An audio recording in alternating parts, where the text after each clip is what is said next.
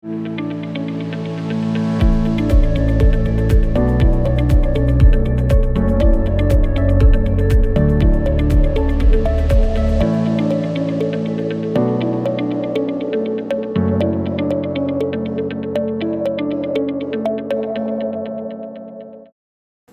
¿cómo están? Bienvenidas, bienvenidos. Estamos en una nueva edición de Hablemos de Salud, este programa donde planteamos diversos temas que son de mucho interés de la comunidad. En esta oportunidad tenemos un invitado muy importante, especialmente para nosotras. Es el doctor Jaime Cartagena, gineco-oncólogo del Hospital Dr. Gustavo Fricke. Hola doctor, ¿cómo estás? Muy bien, gracias. Buen día. Muy contentos de tenerlo acá, especialmente porque tenemos hartas dudas que aclarar, hartos mitos de repente, el boca a boca que de repente nos perjudica harto y hablar de repente sin conocer mucho, y la idea es poder entrar un poquitito en este tema que por supuesto tiene harto para cortar, pero vamos a partir con algo bien básico, doctor Cartagena. Cuando uno habla de cáncer cervicouterino, y yo creo que en todos los cánceres debe pasar eso, uno piensa al tiro que se va a morir, que tiene un resultado, y al tiro yo me imagino que las mamás, las abuelas, las chiquillas que están viendo este programa dicen, chuta, me saliera el papa alterado, que es lo primero que piensa, es porque me voy a morir. Y se asustan y uno dice, ¿para dónde voy? ¿Con quién consulto? ¿Quién me aclara esto? ¿Voy a perder? ¿No voy a ser mamá? ¿No voy a poder volver a ser mamá? No sé, voy a estar postrada. Entonces surge una serie de inquietudes y me interesa mucho aclarar primero cómo funciona esto del cáncer y cómo funciona especialmente lo del papa alterado, que es lo que el examen que uno se hace a partir de cierta edad en adelante. La verdad es que lo que suele pasar al principio es que el tener un diagnóstico real de cáncer con una biopsia que lo corrobore, o en este caso con un examen preventivo que sugiere que hay un problema, nos confronta con la realidad que sabemos todos, porque nos vamos a morir, ¿sí? Entonces la medicina no ha logrado hacer inmortal a las personas, sino que impacta o intenta impactar en la calidad de vida de las personas para que logren sus proyectos vitales. Eso es lo que hay que entender. Entonces en ese contexto es donde la paciente piensa que sus proyectos vitales van a estar truncados. Así que cuando me consultan si se van a morir, yo les digo que sí, pero nos va a morir todos, para partir, para tratar de poner la pelota al piso. La verdad es que el cáncer cervicouterino es el paradigma de la enfermedad maligna prevenible, no debería existir. Y tenemos conocimiento suficiente y tecnología para evitar que eso suceda, de hecho, y justamente permitir a una mujer que haga sus proyectos vitales, ¿ya? Entre ellos ser madre, profesional, viajar, lo que quiera hacer, en definitiva. Entonces, traigo buenas noticias, no malas noticias. En particular, el GES, que es una garantía estatal que gobiernos anteriores diseñaron para esta enfermedad, le puso un nombre que da miedo, dice cáncer de cuello uterino, y abajo un subíndice que dice invasor o preinvasor. La gran mayoría de pacientes que tienen un examen de preventiva alterado, sea un Papa Nicolau o más adelante podemos hablar del PCR de virus papiloma humano, están en teoría en la etapa preinvasora, por lo tanto a tiempo para ser tratadas para evitar el cáncer futuro. Entonces, cuando a una paciente le sale un Papa alterado, una paciente que ha estado asidua al autocuidado y se hace su PAP cuando corresponde o en su efecto un PCR, el hecho de que tenga un examen alterado no significa que tiene cáncer, sino que es el principio de evitarlo, porque tratamos pacientes en la etapa anterior con una cirugía específica que se llama conización, que consiste en sacar el segmento de cuello uterino de forma cónica, y por eso se llama así, de manera similar a como sería un dermatólogo sacando un lunar sospechoso. O sea, en una etapa previa al cáncer, no en cáncer.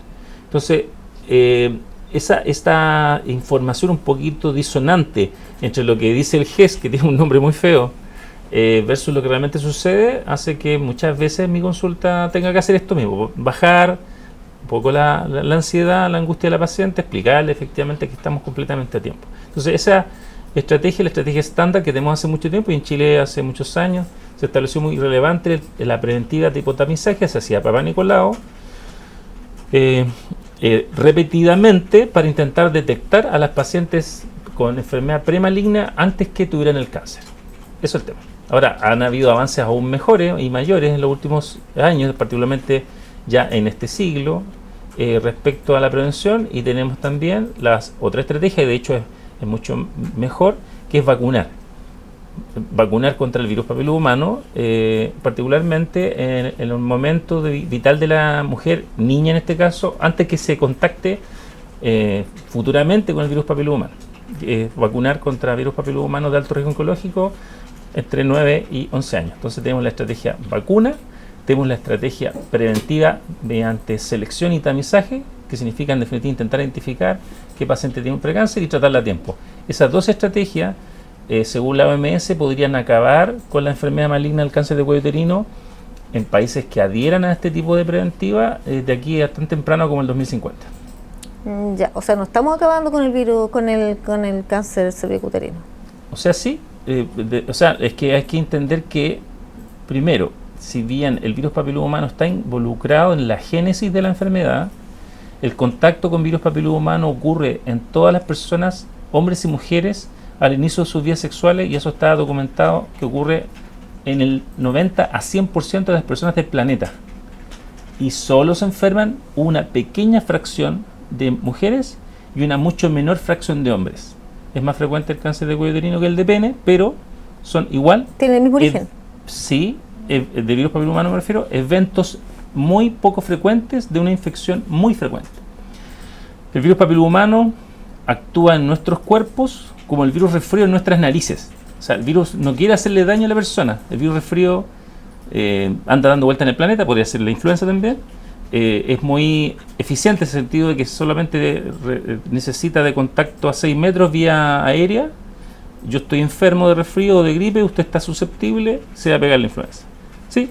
La diferencia con el virus papiloma humano es que la influenza no produce cambios oncogénicos. El virus papiloma humano puede generarlos. Entonces el virus papiloma humano actúa en nuestros genitales de manera similar a como el virus resfrío en nuestra nariz. Ahora, el virus papiloma humano no es tan eficiente, requiere contacto directo. Eso es todo. Entonces, ese nicho ecológico que es nuestros genitales está aprovechado por otros ser vivos. Porque no existen nichos ecológicos en el planeta vacíos. Todo está lleno de vida, en distintas medidas. Entonces usted tiene una flora en su piel, tiene una flora en la boca, una flora intestinal, una flora en sus genitales, y de la interacción sexual, entonces puede o no ocurrir enfermedad, en este caso transmisión del virus, que ocurre, como dije antes, en todas las personas con relaciones sexuales al inicio de su vida sexual, los primeros años, y de ahí en adelante algunas células mutan por culpa del virus, y el sistema inmunológico permite a largo plazo que se genere o no un cáncer. O sea, el virus papiloma humano es causa necesaria, más no suficiente para desarrollar enfermedad. Es el contacto con virus papiloma humano, el desarrollo de células mutadas y la persistencia de estas células mutadas en el tiempo. Tiene que haber una serie de condiciones para que eso... Exactamente, es parecido a lo que ocurriría si entramos en esta habitación y alguien tiene tuberculosis, entra a una habitación y no nos va a dar tuberculosis a todos, le va a dar tuberculosis a aquellos que sean susceptibles. Entonces tiene que ver con un balance entre el agresor, en este caso, un agresor involuntario. El virus, como dije antes, no quiere hacerle nada, no quiere mutar a las células, pasa, no quiere matarnos. No, sucede nomás. Okay. ¿Ya?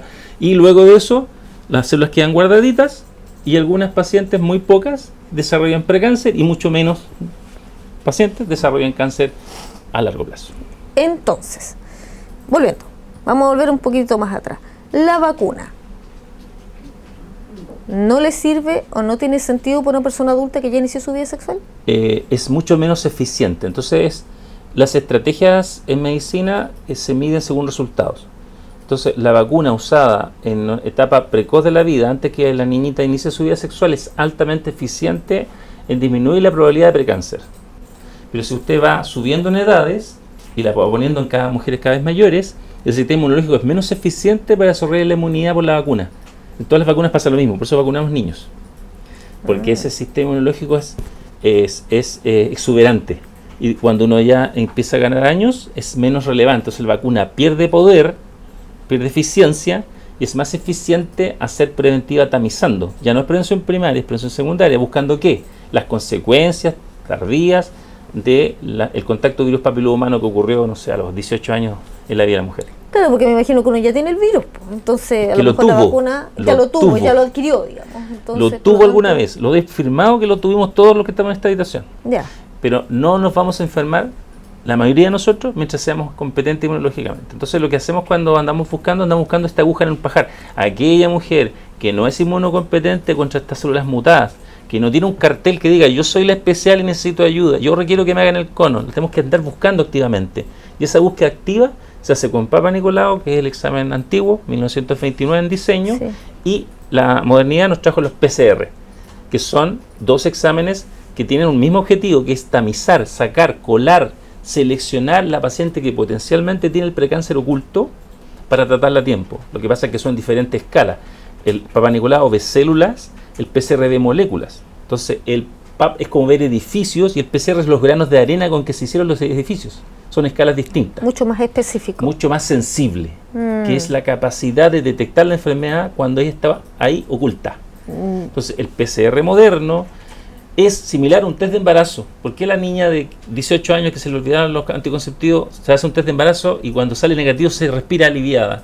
Porque detecta todos los embarazos. Claro. Es un test moderno. Los test antiguos de embarazo no eran así. Había que hacerlo en la mañana, el pronóstico, no sé Claro, qué. esperar podía no sé fallar. cuántos meses, o Exactamente. sea, unas semanas tales, porque si no, Exactamente. Entonces, de eso estamos hablando, de tecnología moderna que es capaz de detectar los restos óseos, si son de animal o son de humano, medicina forense, quién fue el asesino con una gota de saliva, ¿sí? Claro. Ese tipo de tecnología, test de paternidad.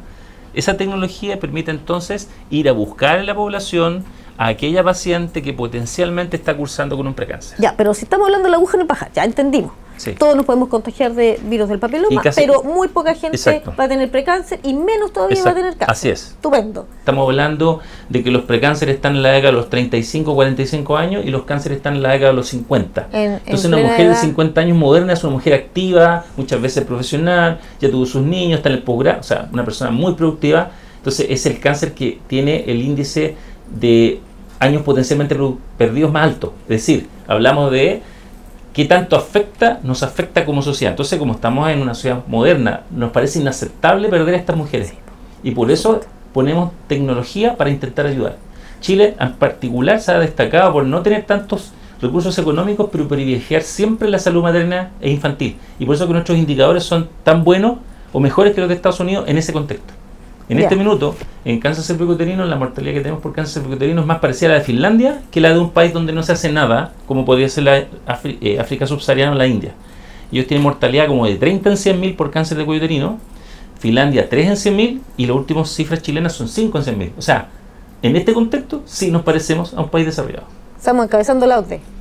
No sé Es si un encabezando país la OCDE, pero en desarrollado. ese contexto específico donde se privilegian los medios económicos para ayudar a las mujeres a través de un tamizaje apropiado, los conos cuando corresponde, las vacunas cuando corresponde, entonces en el contexto del GES ha resultado bastante bien. ¿Desde qué edad entonces tenemos que empezar a preocuparnos?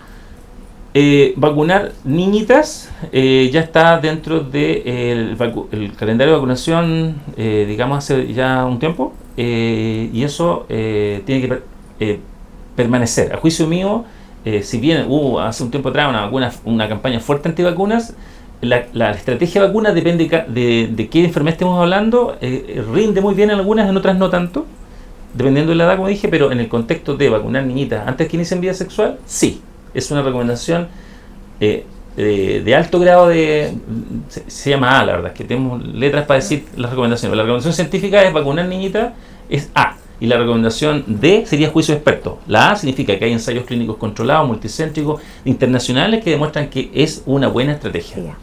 A. Lo siguiente, luego que la paciente inició vida sexual, no es el momento de hacer un PCR, porque saldrían todas positivas. ¿Por qué? Porque todos nos contactamos con virus papiloma humano cuando iniciamos vida sexual. El reservorio del virus papiloma humano está en la población joven teniendo sexo. Entre los 18 y los 25 años, hombres y mujeres, salimos todos positivos. No es el momento de hacer un PCR ahí. Ni de No hacer es el PAP. momento de hacer PAP. Es el momento de hacer Papa Nicolau, porque la probabilidad que una paciente tenga una enfermedad importante en ese momento es muy, me faltan 7 más, muy más baja. Entonces, no PCR, Papa Nicolau. Más que nada para que se acostumbre al autocuidado. Es como que entrenándola para el autocuidado. Y luego el PCR debería ser después de los 30 años. Porque ahí en ese minuto, de alguna manera, ese PCR que hacemos, las testea. ¿Todas? Sí, las testea. Es decir, ¿usted es inmunocompetente o no? Si es inmunocompetente, el PCR debe estar negativo. No debo pensar que nunca contactó el virus. Debo pensar, ella se deshizo de las células mutadas sola. Claro. Y eso le ocurre a la mayoría de las personas. La mayoría de las mujeres se deshacen de este problema solas. son un pequeño porcentaje de mujeres son las que requieren ayuda médica. Y esa detectamos después de los 30 con un PCR. Exactamente. Y si el PCR sale negativo, como una especie de prueba de que es competente inmunológicamente, lo repetimos cada 5 años, no requiere repetirse cada rato como el PAP. ¿Es heredable el cáncer? Porque uno dice ya, pero una mujer en particular no. Ah, ya. Hay O sea, otros si mi que mamá, sí. mi hermana, mi tía, no. Todos son genéticos, porque para poder generar cáncer tienen que generar mutaciones de las células para que ellas dejen de estar ordenadas y en comunidad con el resto de las células, sino que empiezan a proliferar y dar metástasis. Eso es genético. Pero otra cosa es heredable. Entonces, este cáncer en particular y el precáncer de cuello uterino no son heredables. Ya. ¿Hay algún factor en que nosotras podamos controlar? Porque hay cosas que son muy incontrolables. El tabaquismo. Es el segundo ¿Tabaquismo? factor más importante luego de no hacerse la preventiva y del virus papiloma humano. El tabaquismo. Ya. Fumar le hace mal a todos los epitelios, por eso que cáncer de orofarinx, laringe, tráquea, bronquio, pulmón, estómago, epitelio, recubrimiento y cuello uterino. Casi todo tiene recubrimiento. Es que no en la piel, por ejemplo, pero sí en las mucosas. Afecta las defensas inmunes celulares de la mucosa. Rayos. Tabaquismo. Yo, digamos, bajo mi ejercicio he logrado que muchas mujeres dejen de fumar. Estamos hablando, para los que se incorporaron tarde, para que le dijeron, oye, ven a ver este segmento, con el doctor Jaime Cartagena, es gineco-oncólogo del área de la mujer del Hospital Frique, y estamos hablando de cáncer cervicuterino, de cómo cuidarnos, de cómo nos afecta el tabaquismo. Doctor, ¿cuáles son, bueno, hay algunas otras condiciones en las que debamos reparar para hablar de...? Sí, esta historia natural donde yo dije que se muera harto tiempo, ¿cierto? Entre Sí. que se produce el contacto con virus papiloma humano, que expliqué antes que al inicio de la vida sexual y luego se enferma la paciente, la haga a los 35-45 de un precáncer, todo esto va oculto y recién desarrolla cáncer sintomático a la década de los 50, ese largo periodo de tiempo se puede ver afectado por circunstancias que comprometen inmunológicamente a la mujer. Entonces, ese modelo que es el estándar se va a modificar si una persona, por ejemplo, usa por alguna enfermedad de tipo inmunológica algún, digamos, modulador inmune. No sé, una persona de artritis reumatoide usa metotrexato, prednisona, una persona que tiene un trasplante renal usará para siempre ciclofosfamida, algo para no rechazar el órgano. Una persona que tiene un VIH, por supuesto, va a tener la sistema inmunológico alterado. Entonces, ahí los periodos se van a cortar. Y entonces tenemos evidentemente en esta búsqueda activa pacientes más jóvenes que también presentan cáncer. Los síntomas de cáncer son síntomas clínicos. Por ejemplo, un síntoma que muchas pacientes obvian: cuando tienen relaciones sexuales, doctor, sangro. Entonces muchas mujeres creen que es normal, no consultan por eso. Entonces, sangrar a las relaciones sexuales es anormal siempre, inclusive la primera vez. Sí, se rompió algo en definitiva. Cuando una mujer sangra en las relaciones sexuales, uno debe asumir algo se rompió en ella. Ya. Entonces, requiere evidentemente una evaluación. Entonces, sangrar al coito es una señal de alarma a cualquier edad. Ya. ¿Qué otra señal de alarma tenemos? La mayoría de las pacientes que presentan cáncer cervicuterino, ya enfermedad maligna, son pacientes que llegan con una enfermedad ya de volumen, es decir, uno ve tumor. Entonces, es sintomática. Tiene cualquier sangrado normal, si tiene 50 y tantos años y sangra, no es que le volvió la menstruación, es anormal. Es que muchas mujeres dicen lo mismo: doctor, es que me volvió la menstruación. Entonces, no sé si te das cuenta que tiene mucho que ver con la educación esto. Necesita de educación, necesita de autoconocimiento, necesita que la mujer sepa de sí. Sobre mucho. todo de autoconocerse. Es autoconocerse. No es normal ese sangrado por color, por cuándo fue, si está asociado al dolor o no, la calidad del sangrado, si es rojo, es más oscurito. Las menstruaciones suelen ser más oscuritas.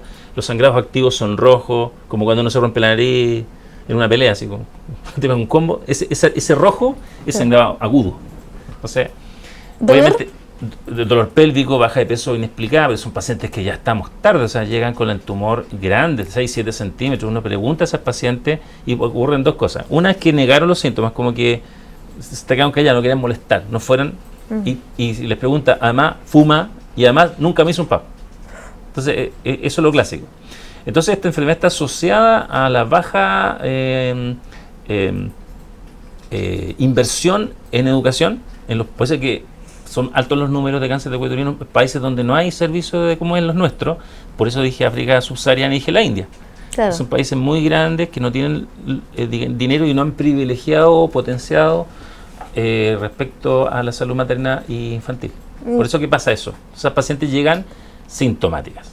Entonces hay harto mito al respecto. Entonces hubo una paciente que tuvo vida sexual, no importa cuánto, importa más bien en cuánto tiempo total de exposición tiene, está de cierta manera en riesgo, es un riesgo bajo, pero hay que conocerlo. Como ahora tenemos mejor tecnología, podemos saber exactamente quién está en riesgo y quién no. Antes no lo sabíamos y usamos el PAP así, a ver, como una especie de red para intentar pescar, pero con los hoyos de la red grande. Se nos pasaban los pescados. Y ahora en cambio tenemos el PCR que nos va a ayudar a evitar que eso suceda. Las vamos a poder tamizar, colar a todas. A las que queden tamizadas le vamos a hacer las pruebas diagnósticas respectivas, que es una biopsia de cuello uterino, y vamos a poder decir, usted sí, usted no. Vamos a poder determinar mejor quién necesita ayuda médica y quién no. Ya. Es Ahora, una buena noticia, no una mala noticia. Es súper buena noticia. Pero tenemos que ir, primero porque los programas tienen una longitud determinada y podríamos estar hablando mucho rato aquí. Y estoy segura de que muchos están pensando muchas cosas. Pero yo quiero ir al grano, quiero hacer una última pregunta. Es, ¿cómo llego yo a hacerme el PCR si el PAP me salió alterado? No requiere hacer el PCR si el PAP le salió alterado. Es cualquiera de los dos tamizadores que está alterado requiere evaluación. Si el PAP está alterado, no requiere hacerse un PCR, requiere hacerse una biopsia. Ya, ¿y cómo llego yo al PCR? Ya, en PCR en una paciente completamente asintomática es una recomendación también de nivel A, de alta calidad, y que debe hacerse en cualquiera de los dos sistemas que están en Chile, sea privado o sea público. En el sistema público ya está empezando a incorporarse. Este minuto está como un programa piloto todavía en algunos centros de salud del país, y es muy probable que la siguiente guía ministerial GES esté incorporada a hacer PCR como estándar. Vamos a ver si eres competente inmunológicamente o no con este test. A los 35 y después a los 40 otro, digamos. Claro, una cosa así. Y después a los 45. Y lo más probable es que nunca salga negativo y el nuevo no esté positivo nunca. Es decir, no necesitamos hacerlo más seguido que eso. Y en cambio, aquellas que las detectamos, yo les doy la buena noticia, que bien que saliste positiva, y ya se atacan y dicen, pero bueno, porque antes también estabas positiva, solo que no sabíamos. Claro, mejor que sepamos. Sí, y volvemos entonces a actuar en consecuencia. Yo le intento que cambien su prisma y dejen de pensar en que me voy a morir, porque ya sabemos que eso sí, sino que vamos a ver que en este momento te sanes de aquello que teóricamente tienes. Que no te mueras de esto. Claro, y que tengas tú la posibilidad de realizar tus proyectos vitales, anda al posgrado tranquila, sé mamá si quieres serlo. El tratamiento de la enfermedad premaligna del cuello uterino es un tratamiento óptimo desde el punto de vista que saca la enfermedad y mantiene el potencial reproductivo de la mujer. O sea, yo tengo muchas pacientes después del cono que son mamás, sin problema. Sí, pues antes de los 50. Claro, como las chicas. Hay muchas pacientes que están esperando su primer hijo después de los 30, así que este es un tema. Sí. Ya, ¿y este examen se hace hasta el fin de la vida? ¿Se hace el examen cada 5 años? No, después de un cierto momento, que probablemente sean los 65 años, como es ahora en el programa, y después de varios test negativos, digamos, esta señora se graduó de incompetente inmunológicamente, no requiere ayuda médica. Como que le damos el alta. Sí, así es. Ya, estupendo. Buenas noticias entonces. Este es un programa importante no solo para las mujeres, sino para toda la familia, porque lo cierto es que detrás de una mujer hay esposos, hay papás, hay hijos, así que es muy importante que todos nos eduquemos en el autocuidado, especialmente que a las mujeres nos cuesta tanto, porque nos enseñan mucho a cuidar de otros, a cuidarnos poco a nosotras.